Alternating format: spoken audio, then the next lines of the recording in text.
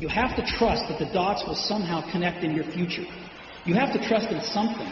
Your gut, destiny, life, karma, whatever. Stay hungry. Hungry.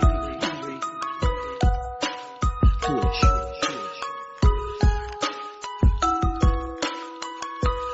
Stay hungry. Stay foolish. This is the eCommerce All-Stars podcast, brought to you with heart by Nadimo.com.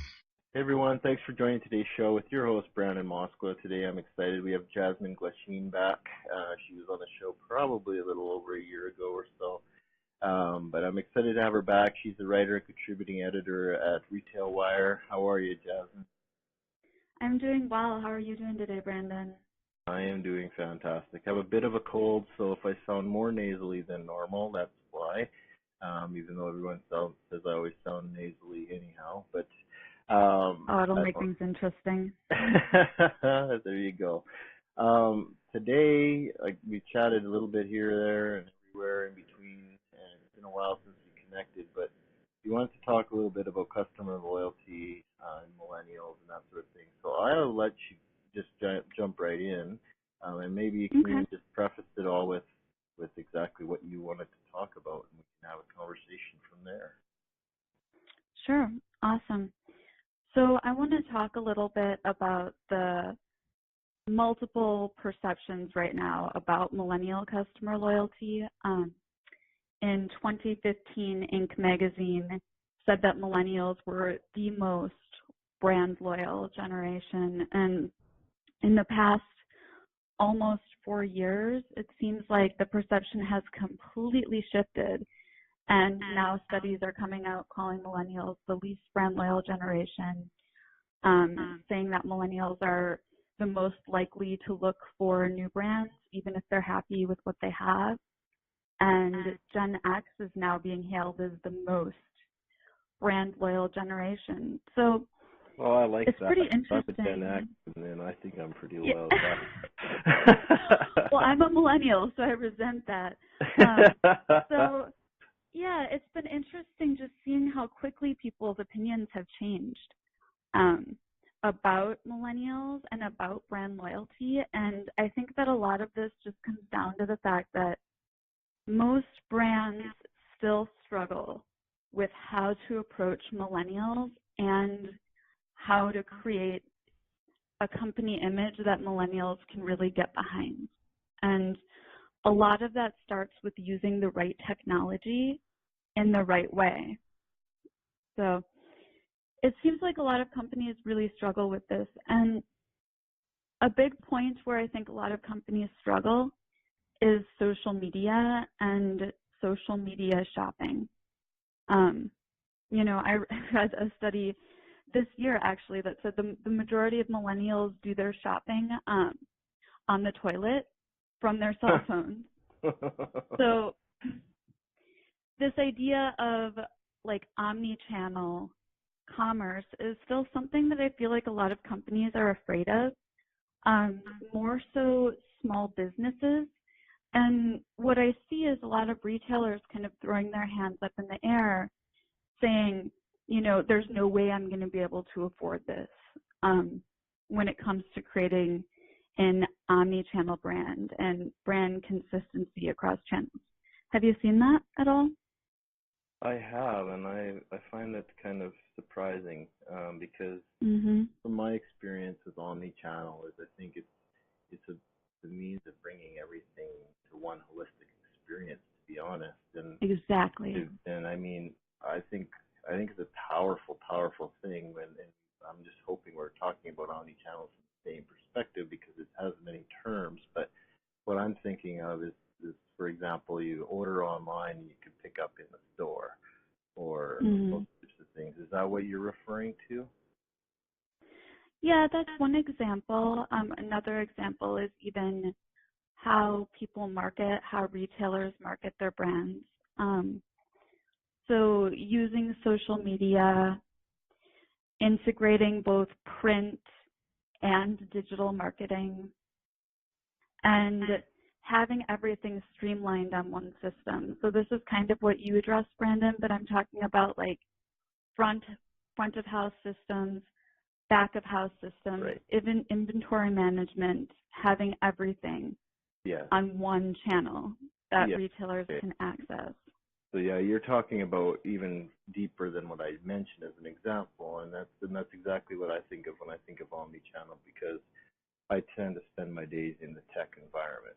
So yeah, when you're talking and the technology is behind that. So when I think of omnichannel, I go even deeper. Typically, I didn't want to do it for the sake of the call, but I guess, I mean, by all means, it makes a lot of sense. I mean, they do get worried about having it all in one system and the cost involved with that. But the truth be told Sure. is, if you have everything in one system, where you're doing all your inventory management and everything, right from and all your sales are managed through one system and in store and online.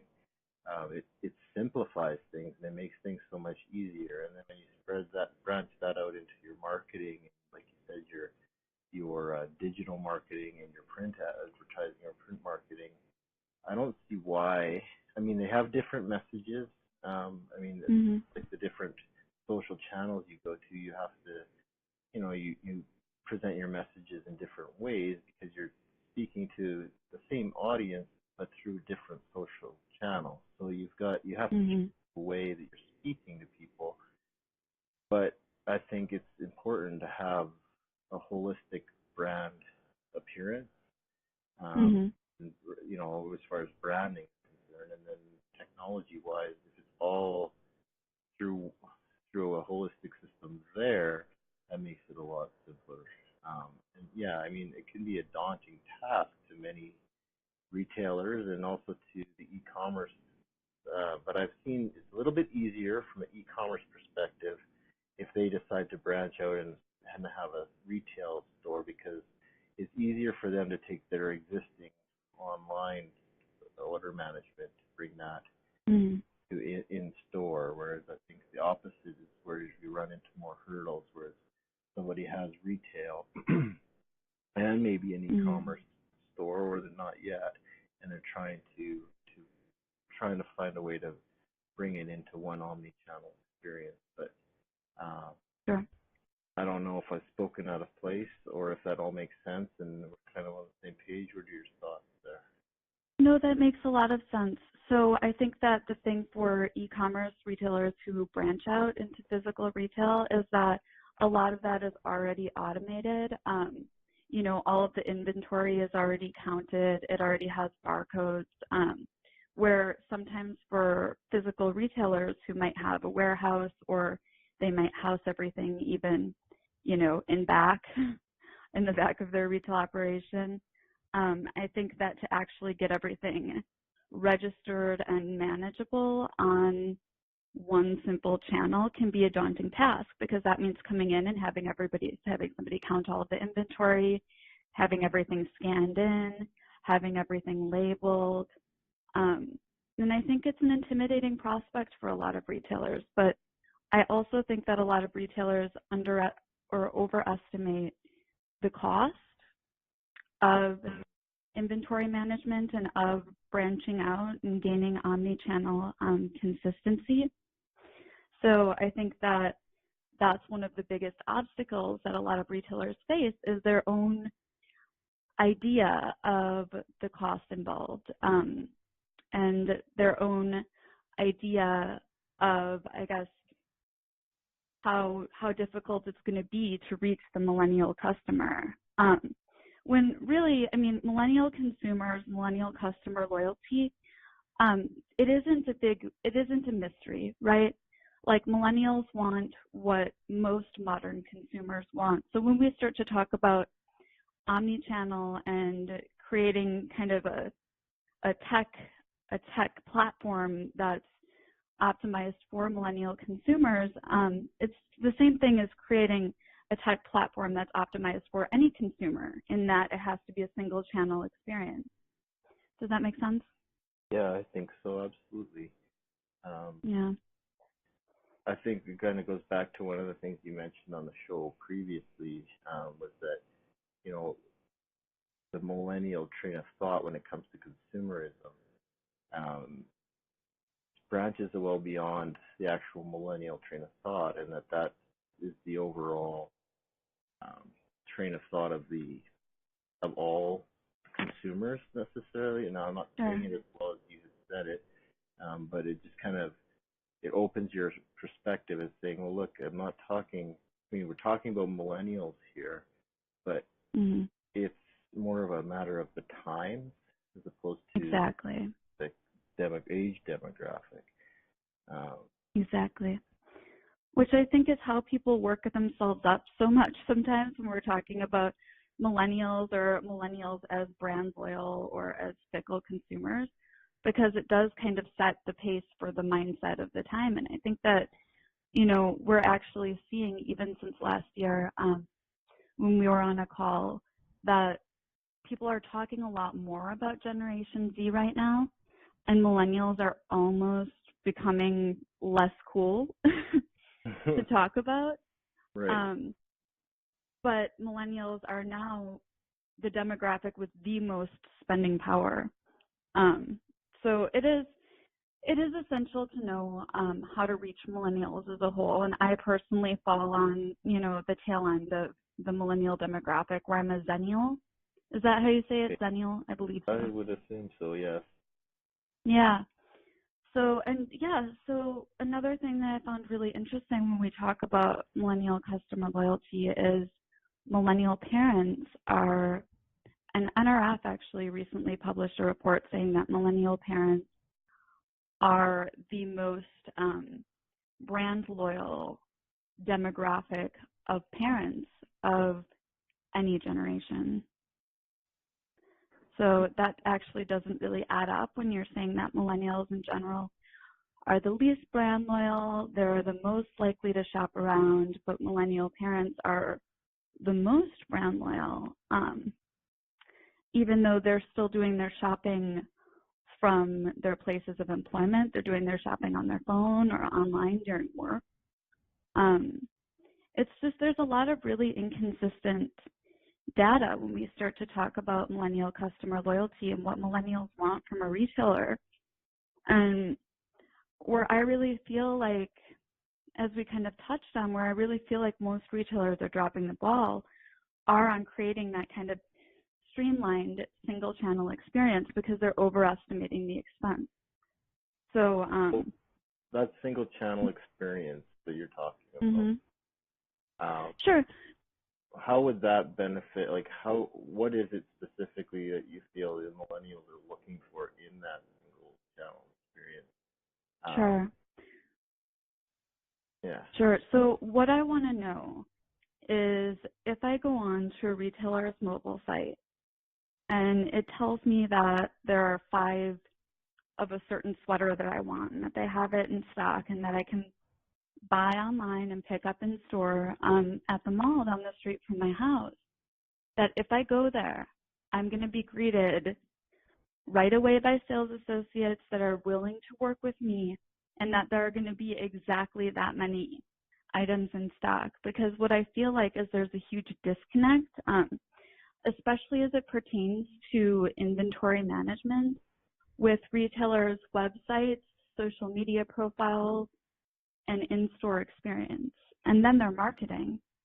And what we're seeing is, you know, retailers marketing products that they don't have in store, retailers marketing products at a different time than they're selling them, and inconsistency with the in-store experience. If you get an email that says, look, we'd love to have you stop into our store, we can't wait to see you, here's 15% off, and then the sales associate is offended by your 15% off coupon and says that, look, you know, it doesn't start until a month from now, that promotion. Like, it's too stressful and it's too much of a disconnect. So when we start to talk about like brand consistency, it's inventory management, but then it's also just how that customer service experience like carries through across the channels. Well, I mean, that's a great example, and I mean, in speaking from a Gen X perspective too, one of the things that I've done often is I'll look it up on my phone. I'll be like, okay, this, you know, it says that there's this many in stock in this at this store in town. So when I head into town, and for me, it's a little bit of a trek. I got to drive 45 minutes to get to town because I live Oh my gosh. in the wilds of British Columbia, as I like to Oh say. my So by the time I get there, I mean, obviously I'm still hoping, but I mean, when it says it's 3 or 5 or whatever number in stock, I expect God. it's 3 or 5 in stock, at least when I checked. And in some Sure. cases, I might call and double check and that sort of thing. But then, yeah, when you get into the store in town and nobody greets you, and you have to look to try and find somebody to get help from, and they're actually willing to look at you with a smile as opposed to duck their heads and run. You know, that I don't like. I appreciate having somebody greet me right away, and then I can ask them, where can I go to pick up my item that I've either placed an order online for, or that I know Sure. you said your site says you have in stock. You go, you find somebody eventually or right away, and then you find out that, well, their system says it's in stock too. It has a different number completely than the number you saw online. And then to beat it all up, they don't actually have any, and that their system, it just doesn't add up. And I've actually had that experience, and they tell you flat out, yeah, it says we have 5 in stock, but those 5, I mean, there's always room for error. Well, that error in your system, and it's representing you very poorly. Now I just drove 45 minutes to get this item that I could have ordered online on Amazon and did my Amazon Smile and donated a percentage of that proceeds, and you know, and all of these types of things that I may or may not want to do. But I decided I was going to support local, for example, went into the local store to support the actual store employees who, in the end, I feel like I shouldn't have bothered because I had a poor experience. Exactly. And and part of that is the trust too. It is the trust, absolutely, and part of it too, just outside of how an employee acts or behaves, that's a whole other discussion. But my opinion is from what you were saying too about bringing those systems all into one place. There is a level of work involved from a manual data entry perspective, so to speak. That said, if your information is correct in what you have in your current inventory system for your stores, if that information is correct, then syncing that with a system for your online is actually not all that difficult. And I speak from a technology perspective. Now, you have to remember that information really has to be correct because of what I just explained and what you just did as an example too. I mean, if I look it up and find out there's supposed to be 2 or 3 in that store, sure hope there's 2 or 3 in that store, that sort of thing. So, anyway. Yeah, well, and trust is a huge factor for millennials when we're looking at brands. When we're looking at brands that we're thinking about doing business with, or looking at brands that we want to shop, you know, philanthropy is still a huge motivator for millennials. We want to feel like the brands that we buy from are doing good, but that also translates into our own customer experience. And if I drive, even if it is a small business that I'm trying to patronize, if I drive to the store and there's not the product that I saw online, the brand just broke my trust, and it's very, very unlikely that I'm going to go back again to have that in-store customer experience. So what I would argue is that even smaller retailers, even SMB retailers, need to make that a priority. Consistent inventory management, you know, mobile, digital, physical integration, and that means getting up all of the inventory online.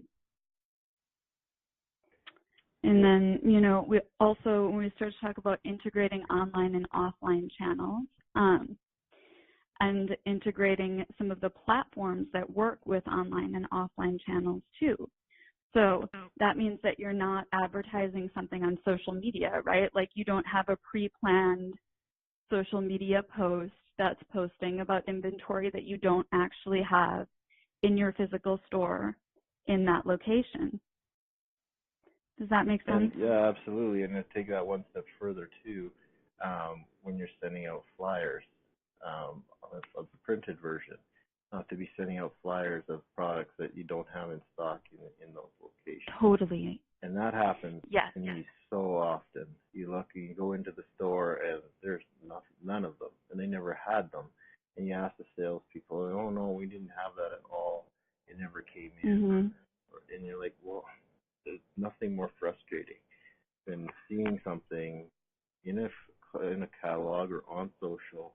You go there because you're interested in that product and they don't have it anymore. I mean, I understand there'll be situations where that happens because it's sold out, but I think that's very different than not actually even having it in stock in the first place. And that reflects exactly on what you're talking about with the factor of trust. Yeah. So for retailers, from an action perspective, I mean, we're talking about customer relationship management, right? So we're talking about CRM, and that's what you're going to use to kind of send out those marketing materials, whether it be print or an email, or just what you have on your website. And then we're talking about inventory management systems connecting to the point of sale so that they're able to register exactly how many sales are made, how many sales are sent out, and keep track of where the inventory is at any given time. So that way you won't have that experience of getting a mailer or getting a text or seeing a social media share about a product that you're really excited about and then driving 45 minutes and finding out that it's not there, because that's when your millennial customers or GenX or baby boomers take to social media to vent their frustration in reviews to make sure that other people aren't having that same experience, and that's part of what drives so much retailer accountability today is that customers can go straight to social media to vocalize those concerns. So we're talking about integration between systems. Mm-hmm. So here's a quick thought or / question for you. You started this show off, excuse me, you started the show off by talking a little bit about how millennials used to be, thought of as the most loyal. Now instead they're thought of as the least loyal. Now it may be taking it one step further by calling it the least loyal, but I'm just going to throw an example in a way, something out there. Now I'm a Gen X, and now they're saying we're the most loyal, but forget about all of that. Let's just talk about the fact that, I mean, thinking about 15 years ago, probably, I used to go, I'd walk.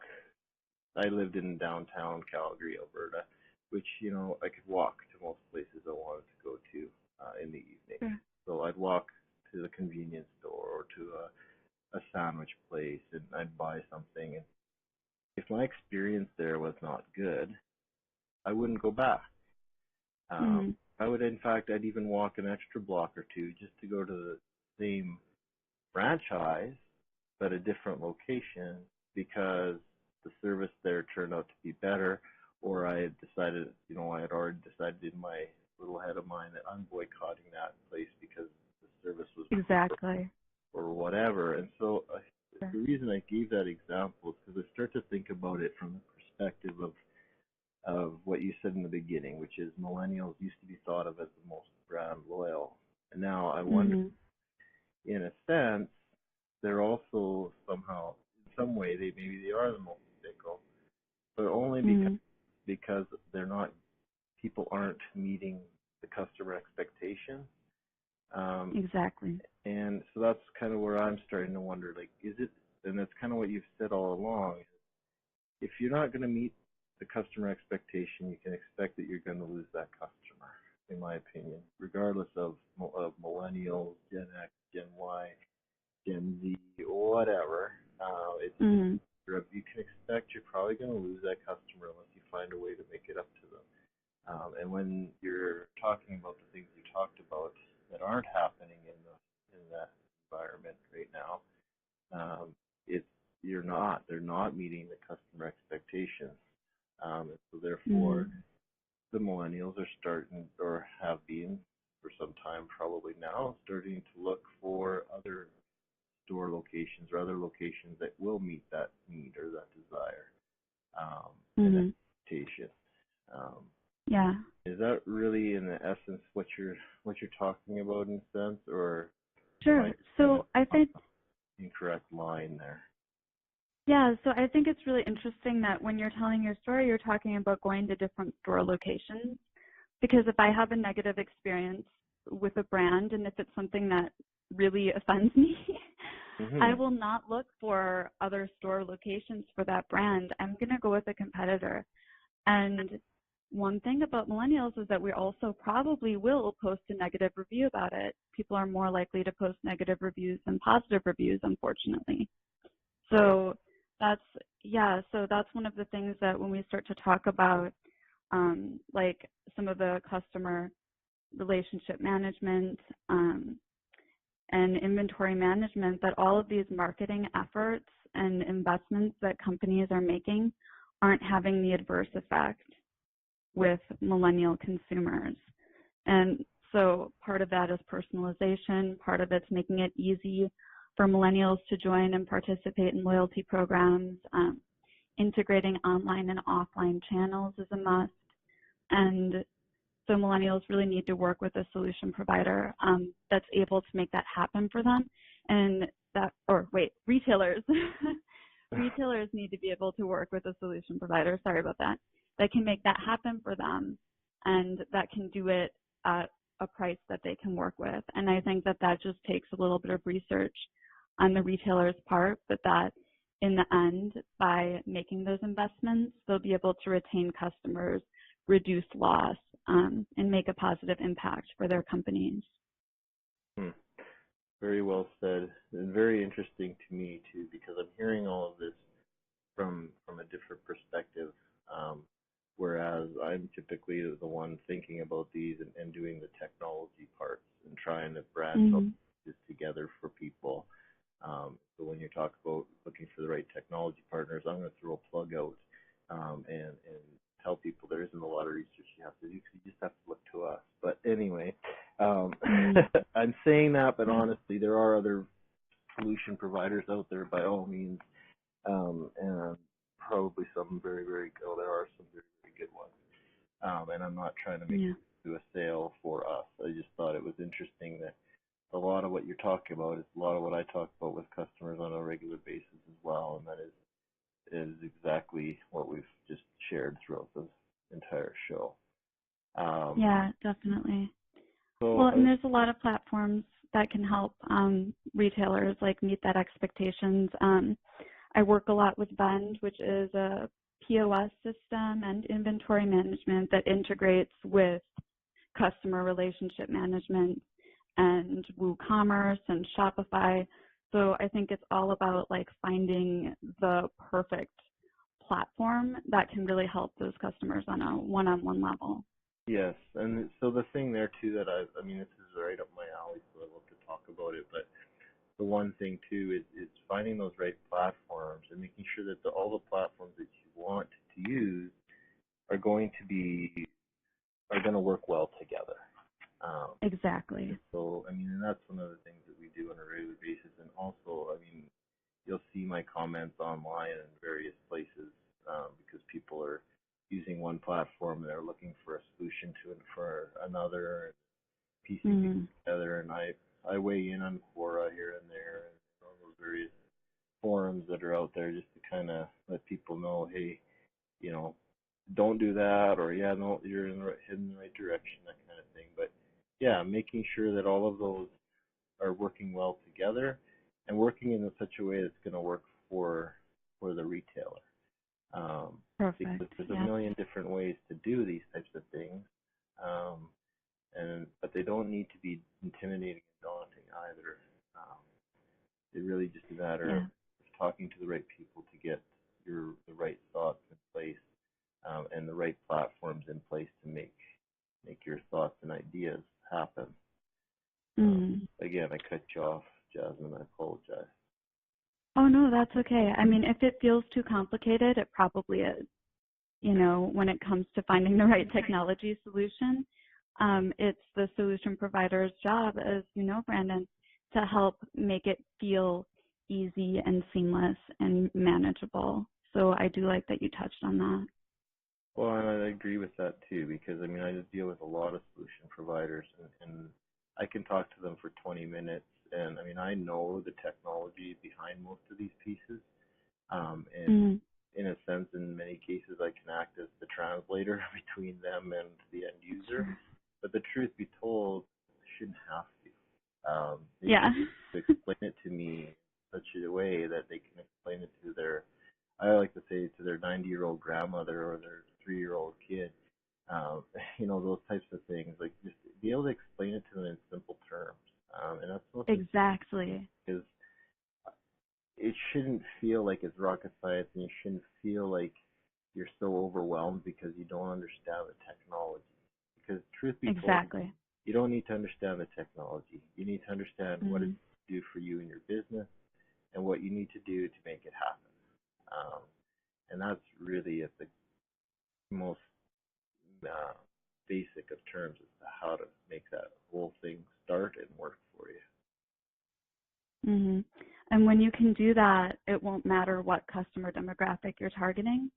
You're going to be able to gain their loyalty because they're going to have a wonderful experience with your brand every time. I would agree entirely. Exactly. So thank you so much for being on the show and sharing all those wonderful thoughts and listening. Thank you, Brandon. Me weighing in on some things in the wrong way and some things that I feel very passionately about.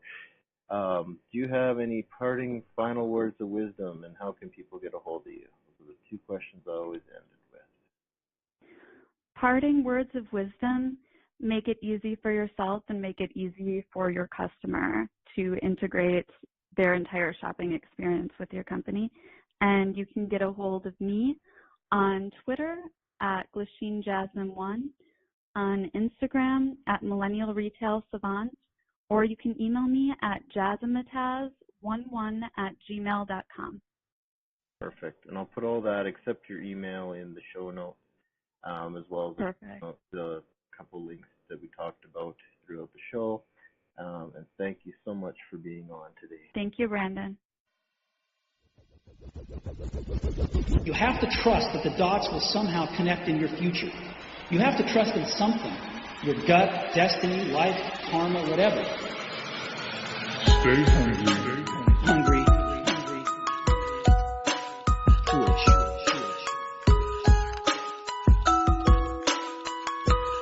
Stay hungry. Stay foolish.